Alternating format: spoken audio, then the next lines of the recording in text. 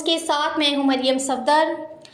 खबर शामिल करते हैं हल्ला मनेज से। हल्ला न्यूज़ चैनल के सीईओ और रावी प्रेस क्लब के सदर चौधरी मोहम्मद आसिफ मनेज ने अपने डेरे पर इफ्तार पार्टी का इत्तमाम किया, जिसमें चूचक प्रेस क्लब, अमन प्रेस क्लब, पतोगी के तमाम सहाफ़ियों समेत थाना सराय मुगल के एसएचओ मोहम्मद इकबाल ने शिरकत की। इस मौका पर एसएचओ ने सहाफ़ियों से गुफ्तगू करते हुए कहा कि पुलिस और सहाफ़ी बरादरी का आपस में दामन चोली का रिश्ता है। हमें मिलकर थाना सराय मुगल के इलाके को जराइम पेशा अफराद से पाक करना है।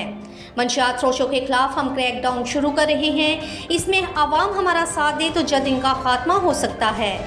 आखिर में चौधरी आसिफ मनेज का शुक्रिया अदा किया और इनके हक में ढेरों दुआएं की गई। अब तक के लिए इतना ही। किसी भी खबर या अपडेट्स के लिए देखते रहें हल्ला न्यूज़।